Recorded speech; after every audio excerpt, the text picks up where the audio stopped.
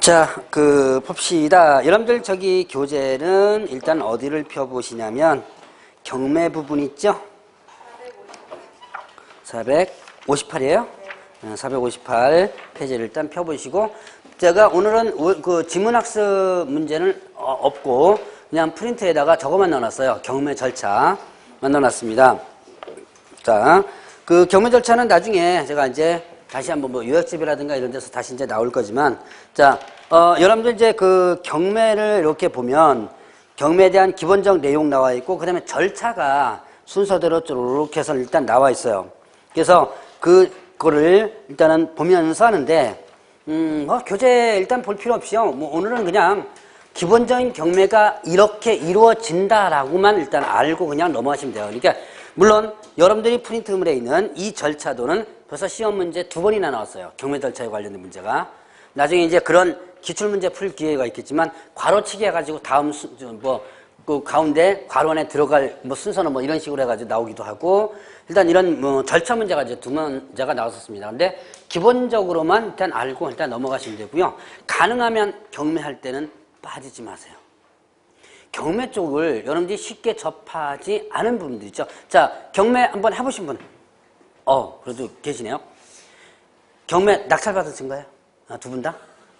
그럼 경매 신청 한번 해보신 분? 상대방? 경매 신청 직접 해보신 분? 경매 당해보신 분? 없어. 안 됐어요? 여기 올라갔다 내려갔다 그러니까. 자, 경매 어떤 물어보면 자랑스럽게 손 드시는 분도 있던데, 경매 당해보신 분. 경매를 한 번이나 어떤 형태든지 경험을 해보신 분들은 이 강의가 조금 접수가 좀 빨라요. 그런데 문제는 이쪽과 전혀 상관없지 어떤 분들이 이 경매 부분을 갖다가 상당히 어려워합니다. 어려워해요, 상당히. 왜 그러냐면 전혀 생소하거든요. 그래서 이제 자주 들어야 돼요. 자주 듣고 해야지만 이 경매 부분을 갖다가 정리해낼 수가 있습니다. 그리고 어차피 제가 몇 번을 강조할 거예요. 제가 강의하는 경매는 경매 실무가 아닙니다. 무슨용 강의? 이거는 다음에도 계속 강조할 거예요. 무슨용 강의? 시험용 강의에 불과합니다. 실제로 여러분들이 경매를 전문적으로 하려면 전문 교육기관에 가서 배우셔야 돼요. 물론 이제 제가 강의하는 부분이 이제 전문 교육기관에서 배울 때는 한 미랄이 돼가지고 기본 바탕이 아마 될 거예요. 될 건데, 그러나 제가 받은 저한테 교육을 받았다고 해서 경매를 모든 것을 잘한다라는 것은 아닙니다. 시험용으로만 일단은 여러분들이 일단 공부를 한다라고 보시면 돼요. 자, 그러면 여러분들 이제 교재를 한번 볼까요? 경매 종류 458페이지 한번 보세요. 458페이지 보니까 경매 종류 나오죠? 자, 경매 종류에는 뭐가 있었어요? 거기 보니까? 강제 경매, 그 다음에 또, 자, 거기, 458페이지. 강제 경매 나오죠? 그 다음에 뭐가 나와요? 임의 경매 나오죠. 자, 강제 경매, 임의 경매, 이렇게 경매가 이제 두 가지로 나옵니다. 보통 이제 강제 경매라고 하는 것은, 강제 경매는요, 요거는 뭐냐면, 집행권에 의한 경매다라고 해요. 그럼 집행권원이 뭐냐? 자, 이거는 집행권원에 의한 경매다라고 하는데, 자, 이 집행권이라는 바로 여러분이 강제집행. 여러분들 강제집행이라는 거 들어보셨죠? 많이 들어보셨어요? 강제집행. 강제집행을 할 수 있는 권리가 있는 문서입니다. 자, 이렇게 그냥 풀어내면 돼요. 자, 다시 한번. 집행권원이란 뭘 얘기하는 거? 강제집행할 수 있는 권리가 있는 문서다. 그러면 강제 집행할 수 있는 권리가 있는 문서가 뭐냐? 가장 대표적으로 확정된 판결문입니다. 확정된 이행 판결문이라고 그러죠. 정확히 표현하면. 자, 대표적인 뭐예요?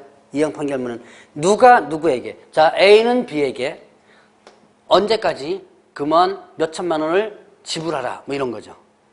자, 대부분 여러분들이 이제 돈 못 받죠? 돈을 못 받으면 뭘 해요? 소송을 제기하죠. 아까 이 소송 얘기는 아마 제가 잠깐 한번 했을 거예요, 아마. 소송 해봤자 아무 소용이 없더라 하라는 얘기 했죠, 제가. 왜요? 민사소송. 그래서 나중에 돈 받을 때 괜히 쓸데없이 저는 이제 대표적인 경험자입니다, 이게. 쓸데없이 아는 척 해가지고 소송하지 말고, 가능하면 엎드리든 빌든지, 뭐 울든지 가가지고 한 푼이라도 받아내는 게 그게 상책이에요. 괜히 법적으로 한다고, 여러분들 법 배웠다고 해서, 법적으로 한다고 해서 쫓아가서 법으로다가 해결하려고 딱 하면 그때부터 완전히 갈라집니다. 끝까지 해보자. 그럼 민사소송에서 돈 안 주죠? 그러면 돈 안 준다고 해서 또 어떻게 뭐 형사로 넘어가요? 그것도 아니에요. 그럼 최종적으로 할 수 있는 방법은 뭐밖에 없어요?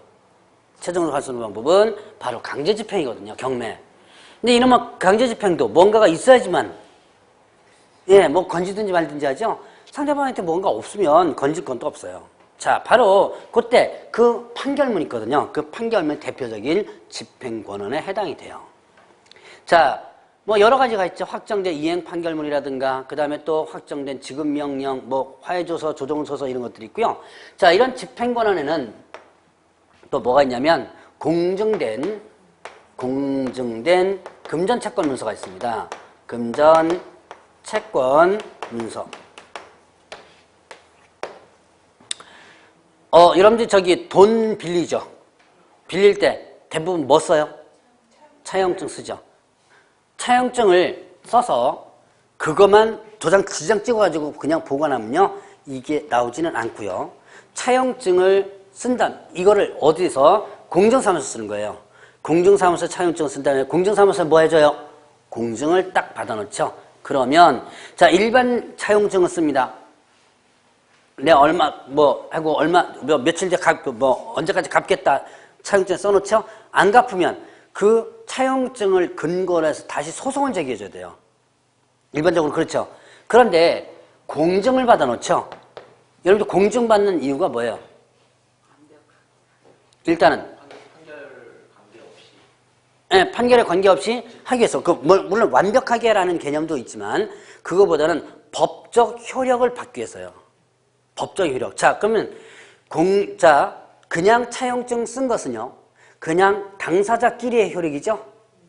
하나의 증거에 불과합니다. 빌려줬다는 증거에 불과하는데 여기다 공증을 받아놓으면요, 빌려줬다는 것을 법적으로 어떻게 돼요? 예, 효력, 인정을 받는 거예요. 그러면 공증을 받아놓으면 어떻게 된다? 바로 소송을 할 필요 없이 공증받은 이 문서 가지고 바로 뭘 할 수 있어요? 경매를 직접 신청할 수가 있습니다. 그러니까 여러분들이 나중에 돈 빌려줄 때 어떻게 돼요? 빌려줄 때 가능하면 뭐 해놓는 게 좋다? 예, 공증 받아놓는 게 좋아요. 그리고 빌려받을 때는 안 하는 게 상책입니다. 괜히 돈 못 받았다고 해서 바로 그거 갖고 경매를 바로 들어갈 수가 있는 부분이 있기 때문에, 그러니까 빌려줄 때는 공증 받고요, 받을 때는 공증 안 하는 게 좋아요. 예? 재산? 예, 없으면 이제 골치 아프죠. 뭐 어차피 부동산 좀 있어야지만 되지만, 어쨌든 뭐 그거는 이제 그 후차적인 문제고. 자, 어쨌든 이런 판결문이나 이런 것에 의해서 경매가 들어가는 것을 강제 경매라고 하는 거예요. 자, 그러면 그 밑에 무슨 경매가 있어요? 네, 이미 경매가 있죠. 이거는 자, 저당권이나 여기에 의한 경매, 이걸 담보권 실행을 위한 경매다라고 표현하는데요. 자, 담보권 실행을 위한 경매. 자, 담보권 실행을 위한 경매. 자, 대표적으로 바로 뭐냐면 저당권이나 뭐 전세권 이런 경매인데요. 일단 저당권 보죠. 여러분들이 쉽게 지금 아신 권리가 이 저당권이죠. 집에 뭐 설정해요? 담보 설정한다 그러죠. 돈 빌리고. 그러면 저당권 설정했습니다. 언제까지 갚는다 그랬죠? 못 갚죠? 그럼 어떻게 되는 거예요? 예, 이 저당권이 실행되죠. 실행되는 게 뭐예요? 바로 경매가 들어오죠. 옛날에는 그래도 돈 못 갚으면 언제까지 갚아라, 안 갚으면 경매 진짜 들어가겠다, 진짜 한 3번 정도 한대요. 그래도 안 하면 경매가 들어가는데요. 요즘은요, 저당권에 의한 경고도 없이 만약에 돈을 못 갚으면 곧바로 경매 들어간다고 그러더라고요. 그게 받아내기가 쉽거든요. 곧바로 경매 들어가면 그거 건지기 위해서 돈을 싸들고 다시 은행으로 경매를 더 취하기 위해서. 자, 어쨌든 요즘은 그런다 그럽니다. 자, 그러면 바로 이런 거에서 대한 경매가 뭐가 된다? 임의경매라고 그래요. 자, 경매 종류 간단하게 한번 봅니다. 강제 경매는 판결문이나 이런 거, 이걸 뭐라 그래요? 집행권원이라고 그런다 그랬죠? 강제 집행. 자, 집행 권한의 의미는 뭐다? 강제 집행할 수 있는 권리가 있는 뭐예요? 문서. 자, 그런 거에 의한 경매가 강제 경매고, 그다음에 임의 경매는 뭐다? 저당권이나 여기에 의한 경매. 이행기가 도래됐죠? 갚을 날짜가 온 거죠. 이행기가 도래되었다. 뭐 이거 유식하게 표현하면 그런데 간단하게 표현하면 갚을 날짜가 왔는데 뭐 어떻게 해요? 못 갚고 있죠. 그럼 바로 경매가 들어가는 게 뭐냐면 임의 경매. 예? 그래서 대부분 저당권은 뭐 은행에서 많이 설정하죠. 근데 꼭 은행에서 저당권 설정한 부분은 아니지만 뭐 개인적으로 설정해도 되죠. 그러니까 대부분 은행에서 많이 하자. 돈 빌려가지고 하면. 나중에 아마 민법에서 저당권과 관련된 부분 아마 다 이제 배우게 될 겁니다. 자, 어쨌든 이렇게 해가지고 이제 경매 종류가 두 가지가 있다. 자, 그러면 경매가 이제 어떻게 진행되느냐? 자, 이제 프린트물과 같이 한번 보세요. 여러분들 거기 경매 절차는 일단은 461페이지를 보시면 순서대로 경매가 쭉 해서 설명이 나오고 프린트물에는 그 절차를 간단하게 한번 구분해 봤습니다. 자, 일단 경매 신청을 하는 거예요. 경매 신청. 그럼 누가 경매 신청하는 거예요? 누가 경매 신청하죠? 채권자가 하죠? 채권자가 경매 신청하죠? 채권자가 두 가지 종류가 있죠. 판결문을 가진 채권자가 경매 신청하면 무슨 경매가 되고? 예, 강제 경매가 되죠? 저당권 설정한 사람, 저당권자라고 그러죠. 경매 신청하면 뭐가 된다? 임의 경매가 되죠. 자, 그래서 이렇게 몇 년 몇 월, 여러분들 이제 등기부를 보면 몇 년 몇 월 며칠 강제 경매 신청, 임의 경매 신청 이런 식으로 경매 이제 기재가 됩니다. 자, 이때 경매 신청할 때요. 이때 경매 비용을 어떻게 하냐면 예납 미리 내요. 예납이란 무슨 뜻이에요? 예납한다. 미리 낸다. 근데 원래 경매 비용을 원래 이제 누가 부담하냐면 채무자가 부담한다고 합니다. 왜 그러냐면 그 비용이 그 목적물이 팔리면 그 팔린 목적물에서 비용이 일단 빠져나가요. 그런데 저기서 보니까 비용을 예납 미리 낸다. 그럼 이게 누가 내겠어요? 지금 비용을? 그렇죠. 채권자, 경매 신청하는 사람이 내는 거죠. 그럼 분명히 금방 제가 뭐라고 얘기했어요? 원래 경매 비용은 누가 부담하는 거라 그랬어요? 네, 채무자가 부담하는 건데 왜 채권자가 경매 비용을 미리 내느냐? 일단은 법원에서는 내 돈 들여가지고 하긴 그렇잖아요. 그렇죠? 일단은 만약에 경매 비용을 만약에 이 채권자로부터 받지 않으면 법원에서 내 돈 들여가지고 뭐 해가지고 경매를 진행한 다음에 최종적으로 목적물이 팔리면 어떻게 돼요? 비용을 법원에서 다시 회수하면 되는데 근데 처음부터 내 돈 들여가지고 위험성이 많죠. 왜냐? 경매가 중간에 취소되거나 취하될 수가 있어요. 지금 저기 취하라는 혹시 공시법에서 용어 들으셨나요? 취하라는 개념? 아직까지 뭐 안 들으신 것 같은데 뭐 들어보신 분도 있지만 취하는 내가 신청한 것을 내가 스스로 걷어들이는 거예요. 자, 나중에 이제 중개를 해줄 때 경매 개시 결정 등기가 있는 물건을 중개해 줄 수도 있습니다. 이때 항상 전제 조건이 뭐가 되냐면 경매를 뭐하는 조건? 취하하는 조건이어야 돼요.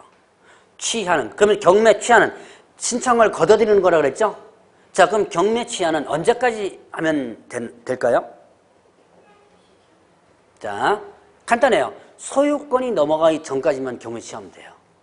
자, 그러면 경매에서 소유권 언제 넘어가죠? 요거는 민법에서 배웠다는 걸로 제가 알고 있는데.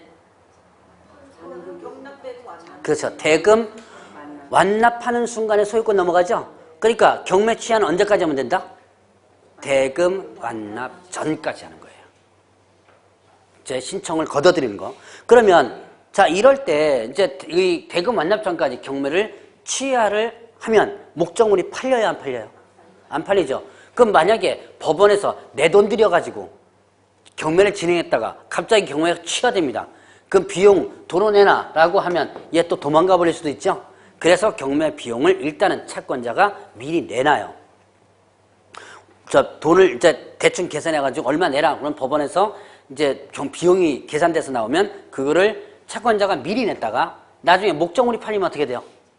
목적물이 팔리면 다시 회수해 온 거죠. 자, 그래서 채권자가 경매 비용을 미리 내고 경매 신청을 합니다. 자, 그러면 법원에서는 경매, 이제 다음 순서 경매 개시 결정을 하게 되는데요. 경매 개시 결정을 형식적 심리로 한다 그래요. 결정을 하는데요. 이때 형식적 심리란 당사자들 안 부르고요. 서류만 가지고 합니다. 그러니까 서류만 완벽하면 어떻게 돼요? 서류만 완벽하면 경매를 받아들여집니다. 자, 그러면 경매 개시 결정을 법원에서 딱 하고 나면 이거를 채무자에게 알려야죠.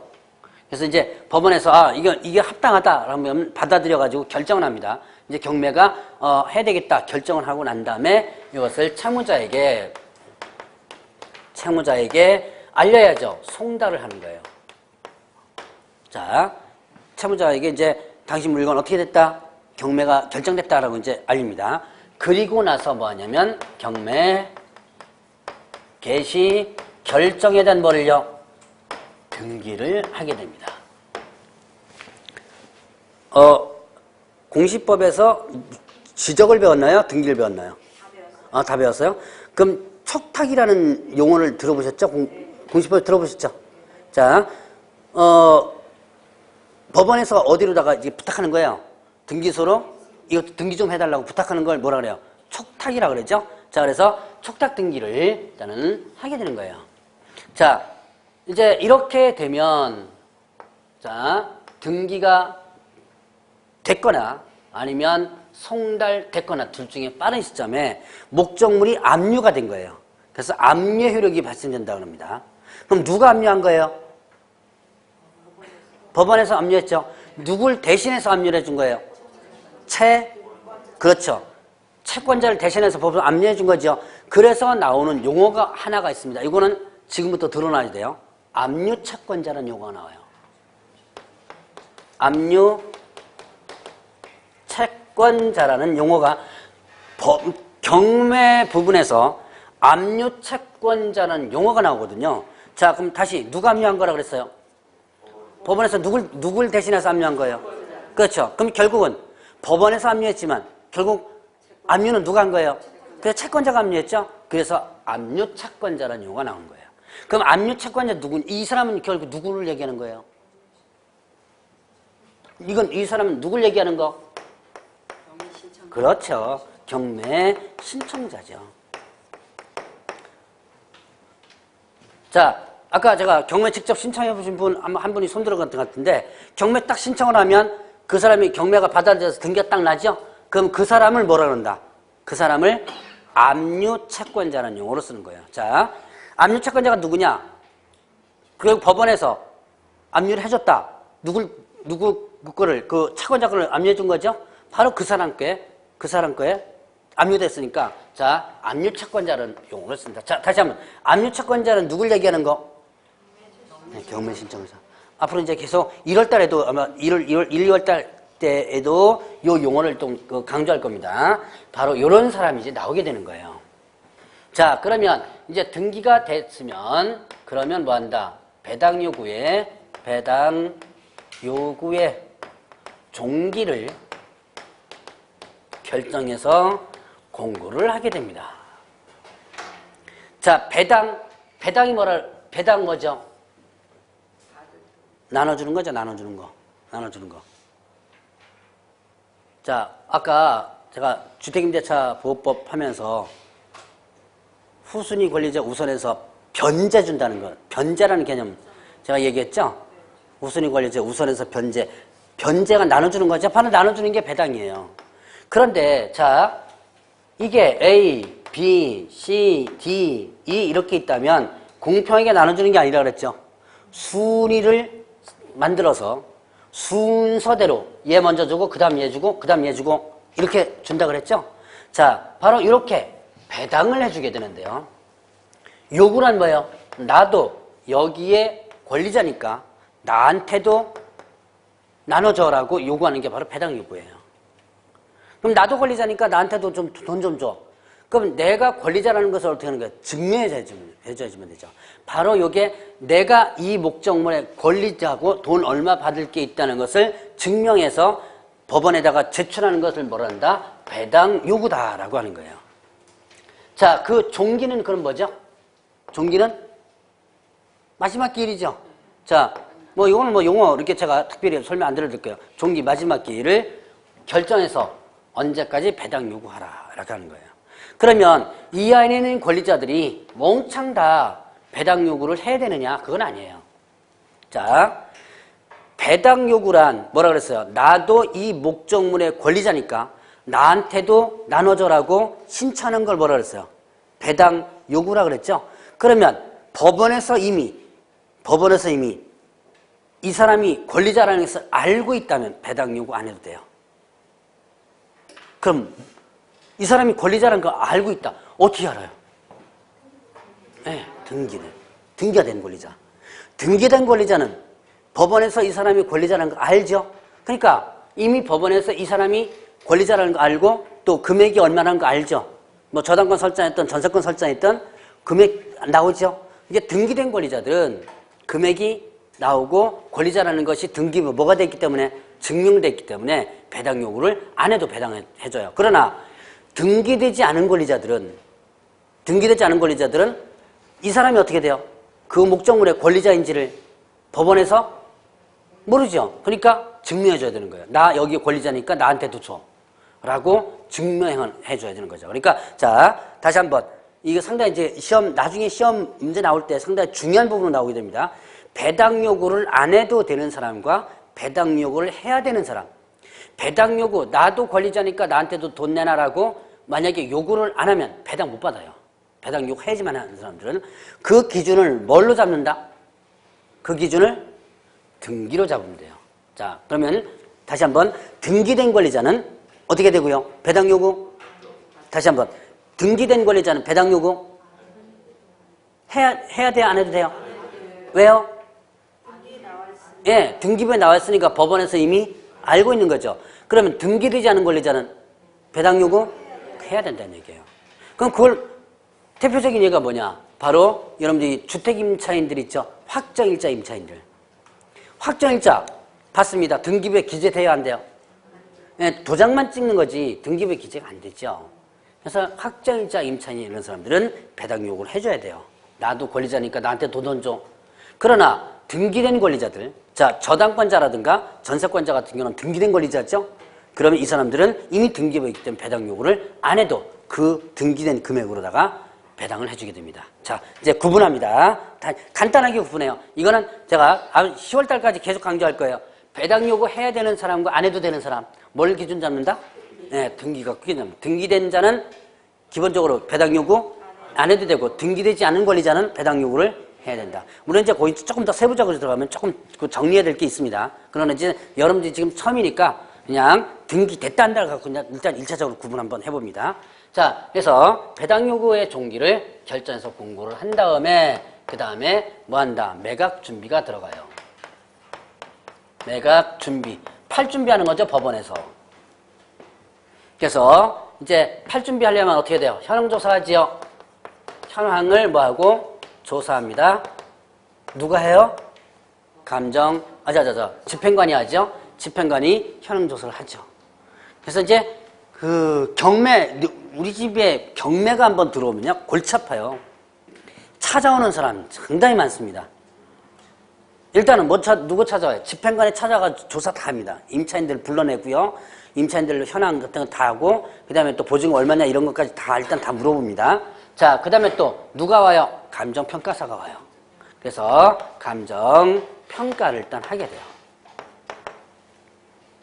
요즘은 뭐 감정평가, 요즘도 그렇다더만 아파트 같은 경매 들어오면 들어오지도 않는답니다. 앞에 있는 부동산 사무실에 가서 저 아파트가 얼마쯤 해요? 뭐 물어보고 그 평가 끝. 뭐 그렇다 그러던데 어쨌든 그래서 감정평가사가 감정평가를 해요. 자, 그러면 이제 뭐가 만들어지느냐? 매각물건 명세서 이런 게 만들어집니다. 매각물건 명세서가 있고요. 자, 그 다음에 현황조사서, 현황조사 보고서라고 표현하기도 하고 현황조사 조사서라고 표현하기도 합니다. 자, 그 다음에 감정평가서. 감정평가서 이런 게 있어요. 이런 것 문서를 만들어요. 자, 문서를 만든 다음에 이거를 민사과에 매각기일 7일 전까지 비치를 해놓습니다. 누가 볼 수 있도록요?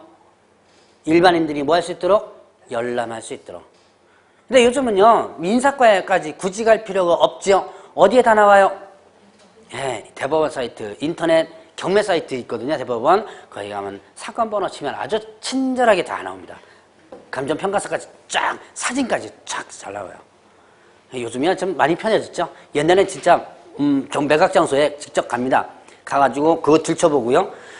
이거를 갖다가 또 미리 또 입수해가지고 뭐 해요? 경매 정보지 있죠, 왜? 정보지도 요즘 경매 정보지 잘 안 팔리는데 인터넷으로 많이 하니까 경매 정보지 같은 것도 많이 하고 그랬었어요. 자, 어쨌든 이런 것들 이제 만들어서 일반인들이 볼 수 있도록 하는 거예요. 자, 이제 그리고 나서 뭐 하느냐? 그 다음에 이제 뭘 만드냐면 이렇게 현황조사하고 감정평가를 한 다음에 최저 매각 가격을 만들게 됩니다.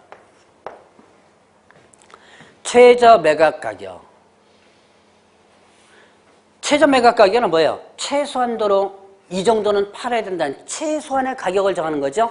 자, 이 가격을 산정을 하면 이제 법원에서는 이제 거의 할 일이 끝납니다. 그럼 이제 물건이 있다는 거 알려야죠. 물건이 있다는 거 알리는 게 뭐냐면 매각기일과 그 다음에 매각 결정기일 이거를 지정해가지고 그 다음에 공고 통지를 일단 하게 됩니다. 당사자들한테.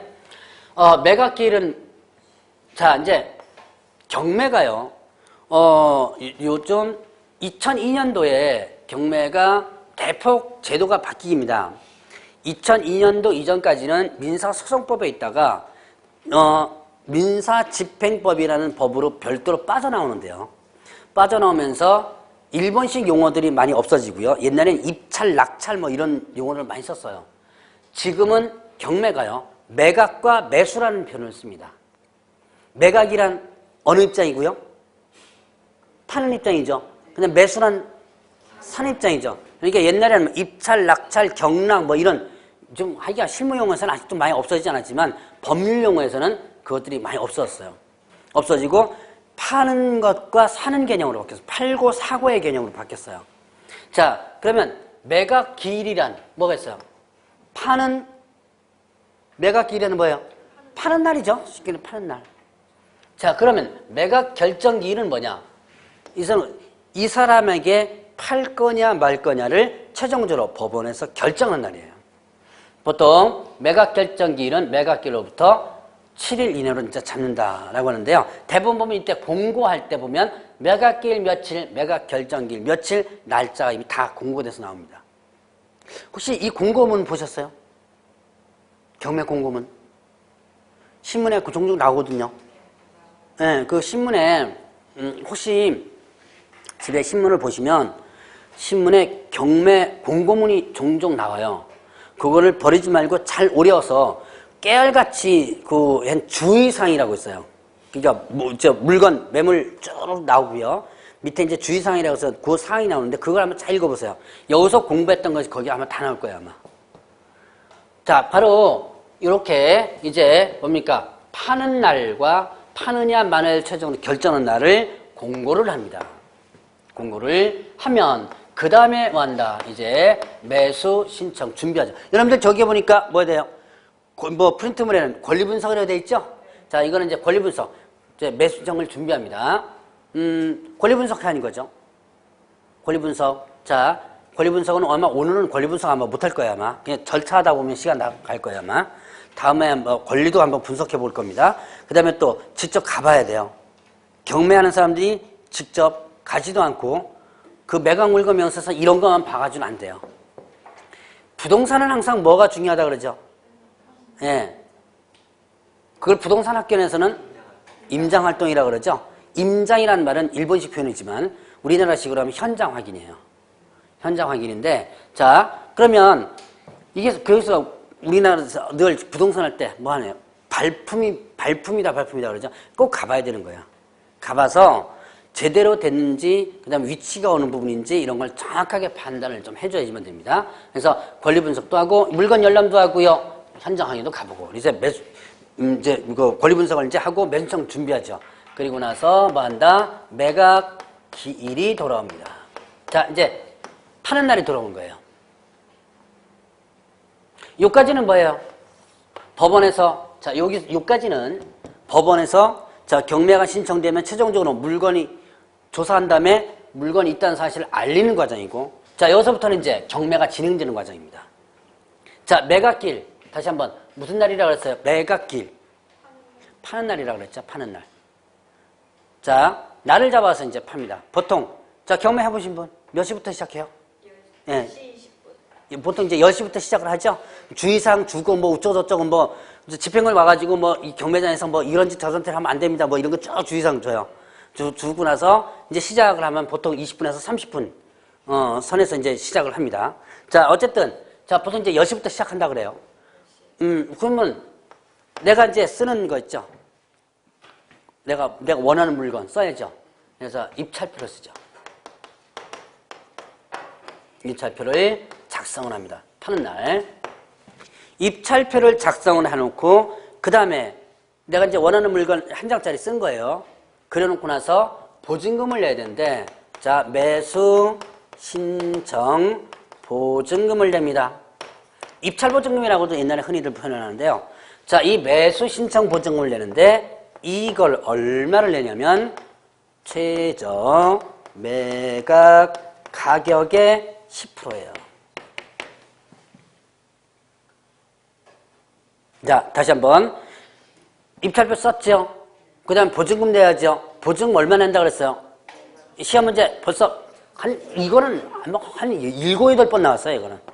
최저 매각 가격의 얼마? 10%. 보증금 봉투 있죠? 편지 봉투 같은 데 있습니다. 거기다가 이제 보통 이제 자기압 수표 같은 거 수표로 바꿔가지고 봉투에다 넣죠. 자, 그래서 이제 입찰표라는 걸 한 장 쓰고요. 나중에 제가 항상 그 경매, 이거 오늘은 안 갖고 왔구나. 경매 그런 그 자료들을 좀 제가 갖고 다니는데, 좀 오늘은 좀 빼놓고 왔네. 그 입찰표가 하고 뭐 이런 그 어떻게 생겼는지를 만약에 보여달라 그러면, 지금, 저도 집에 있어요. 저 늘 가방 속에 나중에 가방 정리한다고 빼놨는데 오늘은 안 갖고 왔네. 어쨌든 자, 나중에 이제 입찰표가 어떻게 생겼는지 한번 제가 볼게요. 나중에 한번 볼 기회가 있을 거예요, 아마. 자, 그래서 입찰표 한 장짜리 쓰고, 그 다음에 또 맨 처음 보증금 봉투에다가 이렇게 하얀 봉투가 있어요. 편지 봉투가 있는데 넣고, 그 두 가지를 요만한 노란 봉투가 있습니다. 입찰 봉투라는 거. 뭐 이제 직접 해보신 분들은 아마 기억 잘 날 거예요. 거기다가 넣어가지고 풀칠을 해요. 그래서 입찰함에다가 집어넣으면 되는 겁니다. 자, 그럼 이제 이거 썼고 이거 했으니까 이제 입찰함에 넣습니다. 그럼 이제 개찰 보통 이제 11시쯤 넘으면 개찰 들어갑니다. 11시 한 반 넘으면요. 자, 그래서 하면 어떻게 된다? 이제 개찰을 하죠. 그래서 그 중에서 그 목적물에서 가장 많이 써낸 사람, 그 목적물에서 가장 많이 써낸 사람을 뭘로 선정한다? 최고가 매수 신고인으로 선정을 합니다. 자, 최고가 매수 신고인. 최고가로 뭐하고 있다? 매수를 신고한 사람이죠? 최고가로 신고한 사람을 선정한 다음에, 그 다음에, 자, 이제 후보자 하나 뽑아요. 후보자를. 자, 후보자가 누구? 자, 차순위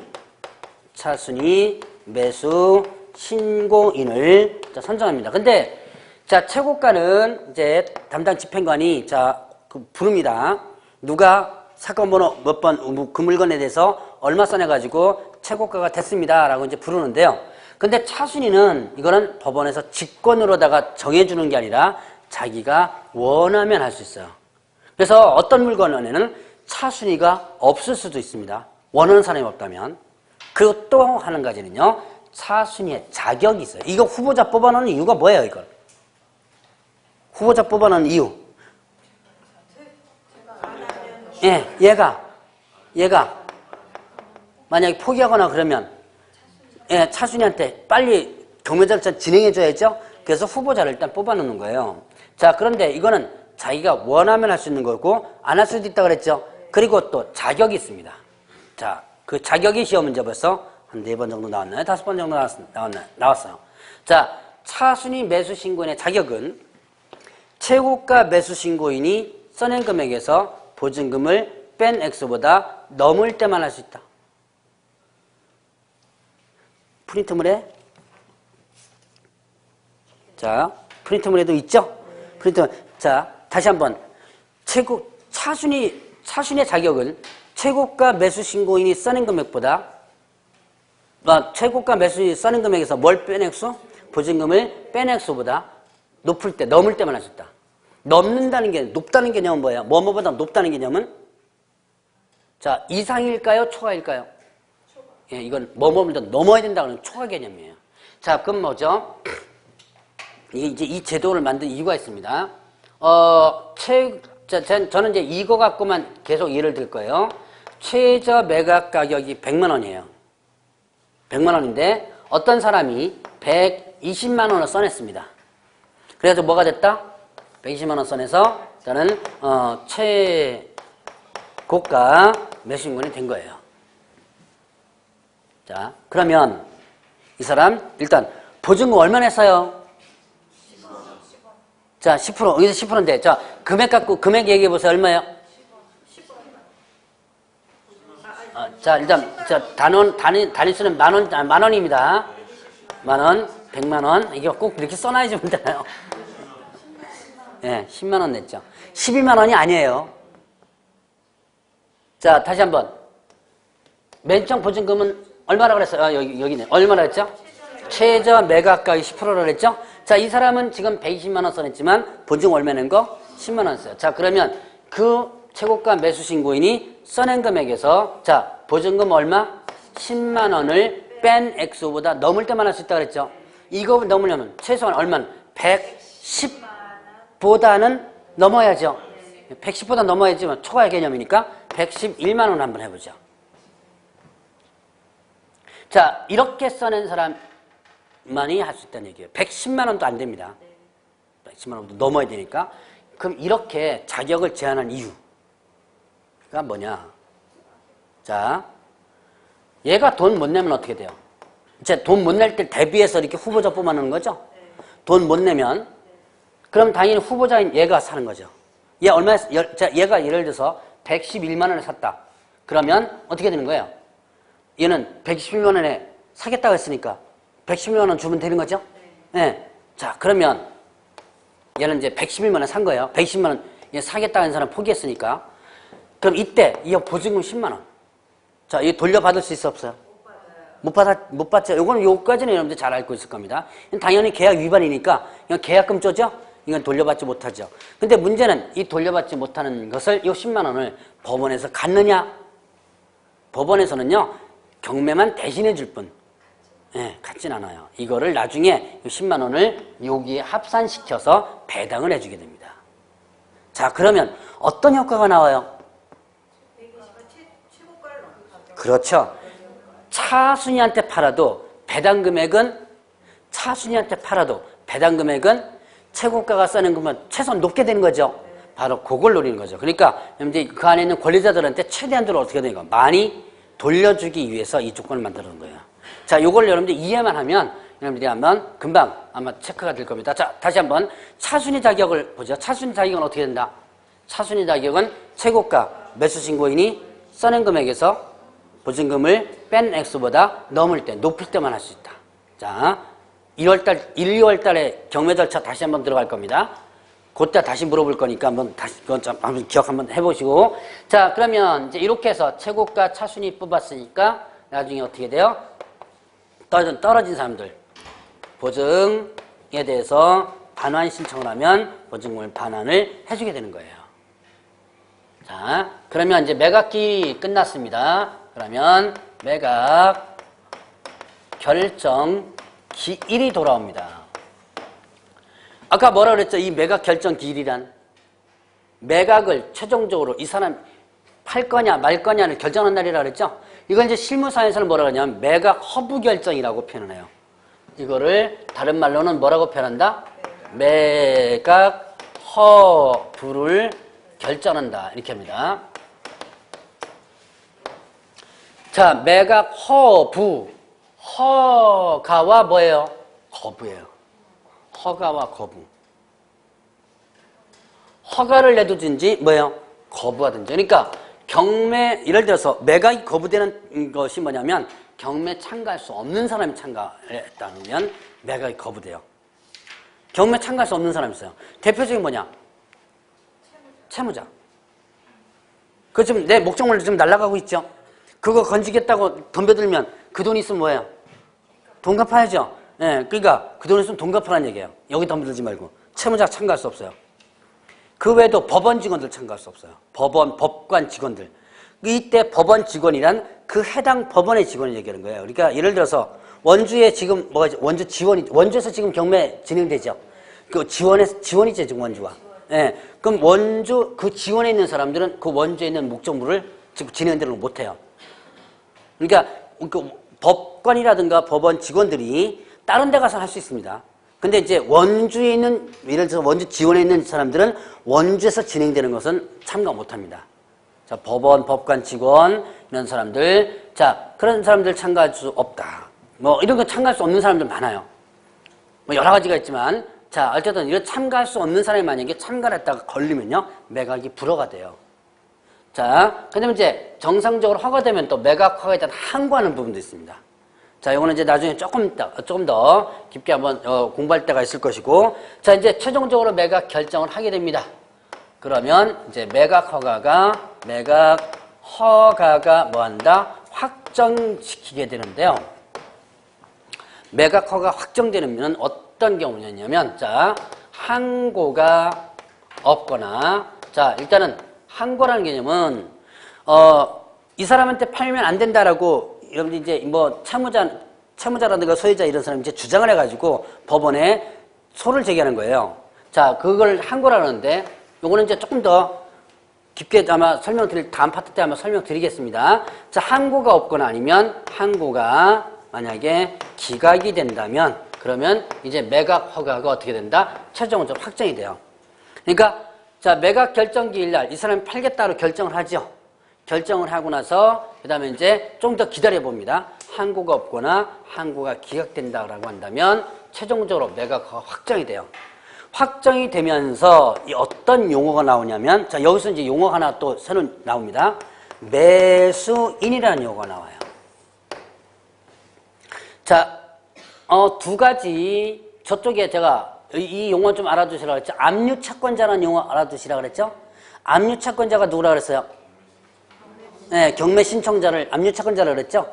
자, 근데 이제 매수인이라는 여기서, 자, 매각 기일날 한번 보세요. 매각 기일날 어떤 사람이 나오죠? 신고인이라는 사람이 나오죠.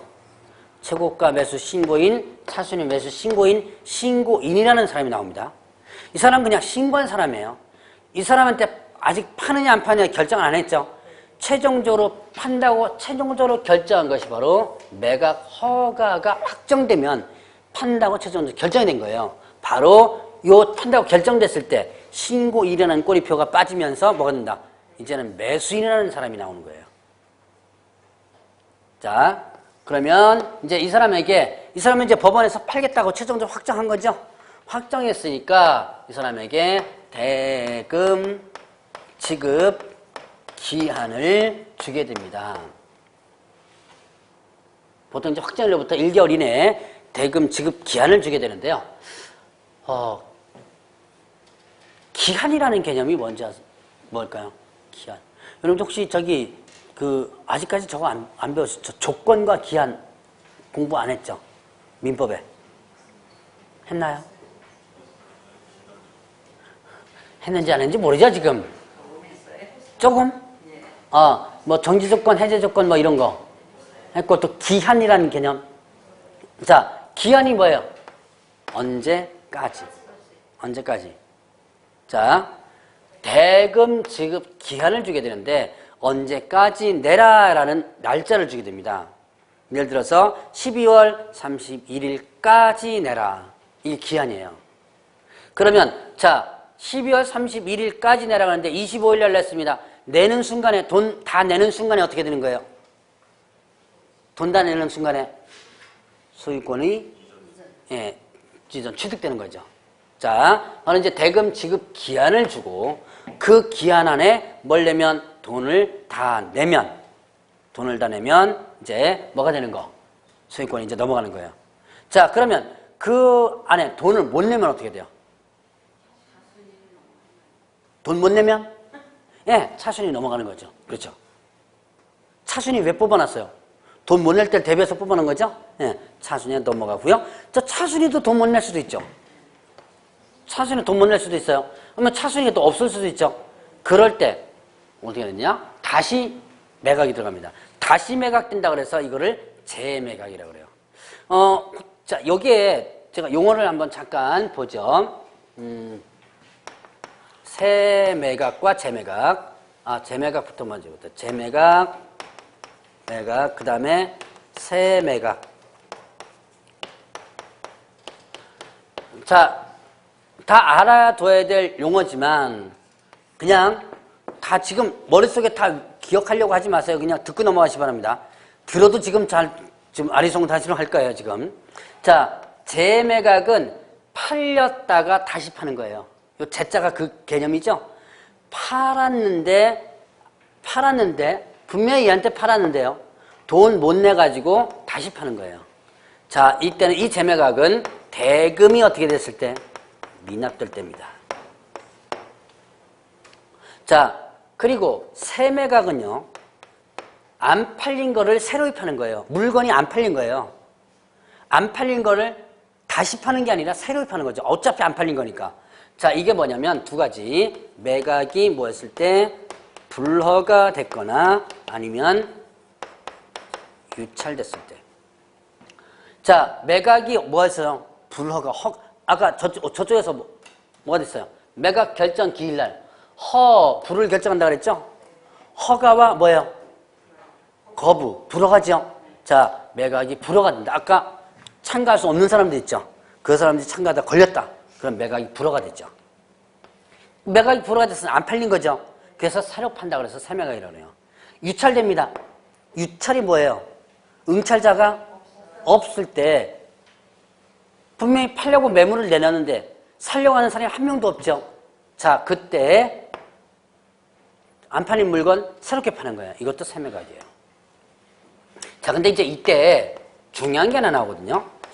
자, 재매각은요, 저감되지 않고 세매각에서 매각 불허가 저감되지 않는다. 그러나 이거는 저감이 된다. 자, 이게 저감이라는 깎아주는 거예요. 가격을 내려주는 거죠. 자, 대금 미납 시 다시 파는 때 가격 깎아준다, 안 깎아준다? 안 깎아줘요. 세매각에 있어서 매각이 불허가 된 부분에서 가격 깎아준다, 안 깎아준다? 안 깎아줘요. 원래 종전 가격 그대로 다시 팝니다. 그대로 팔고요.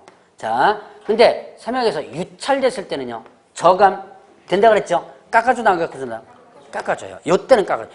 자, 요 둘은 왜 안 깎아주고 이건 왜 깎아줄까요? 간단해요. 자, 요거는 시험 문제 한번 나왔던 이 내용이에요. 얘 둘은 안 깎아주는 이유, 안 깎아줘도 팔리니까. 간단하죠? 지금 뭐가 문제예요, 지금? 물건이 문제예요? 사람이 문제예요? 둘 다다. 사람이 문제죠? 물건이 문제가 아니에요. 사람이 문제지 물건이 문제가 아닙니다. 그러니까 굳이 안 깎아줘도 돼요. 팔릴 수 있다는 얘기죠. 그러니까 안 깎아줘요. 근데 유찰이라는 거 보세요. 유찰된다는 뜻은 이게 무슨 뜻? 살 사람이 없다는 얘기죠. 살 사람이 없다는 얘기는 물건이 좋아요, 안 좋아요? 안 좋죠. 물건에 하자가 많은 것들이죠. 하자가 많은, 하다못해 나중에 여러분들이 니어카에서 사과 파는데 떨어진 거 좀 이렇게 이렇게 뭉개진 거 있죠. 싸게 팔잖아요. 마찬가지로 이것도 물건에 하자가 많으니까 깎아줘야 팔리겠죠. 그래서 깎아주는 거예요. 시험 문제 한 2번 정도 나왔던 부분입니다. 자, 요거 개념 나중에 다시 한번 볼 거니까요. 그냥 지금은 듣고 넘어가라고 한번 해보는 겁니다. 자, 이제 대금 지급 기한이 끝납니다. 끝나고 돈 다 주지요. 돈 다 줬으니까 나눠줘야지, 이제 권리자한테. 이게 뭐예요? 배당이죠. 그래서 배당 기일을 지정을 합니다. 그래서 배당을 실시를 해요. 순서대로 나눠주는데 그 순서 잡는 게 배당 순서라고 되어 있거든요. 여러분들 교재도 있지만 나중에 한번 배우게 될 겁니다. 자, 배당기를 지정해서 실시하고 그 다음에 이제 소유권 이전 등기를 법원에서 해주죠. 촉탁해주면서 그 다음에 마지막입니다. 인도 명령 제도가 있어요. 인도 명령을 신청할 수 있는. 자, 인도 명령이란 여기 인도하라라고 명령하는 건데요. 이거는 뭐냐면 내쫓는 겁니다. 쫓아내는 거. 자, 여러분들 저기 법적으로 경매가 됐습니다. 쫓아내긴 쫓아내야 되는데 나가요, 안 나가요? 안 나가죠. 나가세요 하면 들어 누워가지고 못 나간다 그러죠. 나중에 경매를 여러분들 하시려면 그 두 분은 경매 주택 했어요? 뭐 했어요? 아파트? 상가? 잘 쫓아냈어요? 그건 그 과정은 그 다행이네요. 다가구 주택 같은 경우는요 아주 골치 아픈 경우가 많아요. 또 상가도 마찬가지고 그 안에는 임차인들 있죠. 보증 못 받고 여러분들 이제 쫓아내야 될 상황이 되는데 나가라면 안 나가죠. 끝까지 버티고 들어 누워 있어야지만 단지 불에도 건지고 나가잖아요. 그래가지고 안 나가는 경우가 많거든요. 그때 쫓아내는 방법 중에 하나가 인도명령인데요. 여러분이 쫓아내는 방법이 두 가지가 있습니다. 하나는 명도소송이라는 게 있고 아마 많이 들어봤을 거예요. 명도소송이라는 거. 그리고 인도명령이랬는데 명도소송은 소송이죠. 재수 나쁘면 한 3년 가요. 낙찰받아 놓고 내 물건이라고 낙찰받아 놓고 내 거 쓰지도 못하고 거의 3년을 그냥 끄는 경우도 종종 있어요. 보면. 근데 이거는 뭐냐? 소송이 아닌 명령입니다. 그러니까 법원에다가 인도명령 신청을 하는 거예요. 신청을 하게 되면 인도명령서가 나오거든요. 자, 이 낙찰받은 사람한테 매수인에게 특혜를 주는 거예요. 소송까지 갈 필요 없이 인도명령서를 하나 받으면 이거는 명도소송의 판결문과 같은 효력이 발생합니다. 그러면 이제 이걸 들고 가가지고 이제 임차인들, 안 나가는 임차인들, 이제 누굴 데리고 가요? 예, 집달리. 보통 이제 사고가 나길 대비해서 경찰관까지 대부분 같이 들고 갑니다. 해가지고 이제 드러내는 거 여러분들 아시죠? 집기를 대문 밖으로 완전히 싹 드러내는 거. 여러분 텔레비전 같은 데 가끔 보실 거예요, 아마. 보면 드라마에서는 구두발로 막 해가지고 들어와서 막 드러내는데, 그렇게까지는 안 한답니다. 왜 드라마 같은 데 그러잖아요, 왜 보면. 구두발로 막 들어와가지고서는 그렇게까지는 안 하고, 어쨌든 집달리 와가지고 집기를 완전히 대문 밖으로다가 내게 돼요. 자, 그 과정이 바로 뭐냐면, 인도명령 신청이에요. 자, 여기까지가 경매에 대한 절차입니다. 간단하죠? 대답이 없는 거 보니까 별로 간단하진 않은 것 같다. 이걸 가지고 다음에 살 붙이면서 강의가 들어갈 거예요. 이게 경매 강의의 반 넘어가요. 그래서 이제 경매에 대한 권리 분석도 있고요. 뭐도 있지만 이거 가지고. 그러니까 여러분들이 지금 외우려고 하면 한이 없어요. 이거 기본적으로 여러분들이 머릿속에다가 한번 진행 절차를 한번 오늘 구경했다라고만 생각을 하시고요. 자, 이제 오늘은 여기까지 하고 다음 주부터는 어떻게 돼요? 오늘 지문 학습은 없습니다. 절차만 있고 다음 주부터는 새로운 맨 앞부터 아마 들어가야 될 거예요. 다음 주부터 8주인데 미리 다음 주에도 말씀드리고 이제 드리겠지만 다음 주에는 법령 파트 6주, 실무 파트 2주를 나갈 거예요. 그렇게 한번 진도를 나갈 겁니다. 자, 다음 주에 뵙도록 하겠습니다.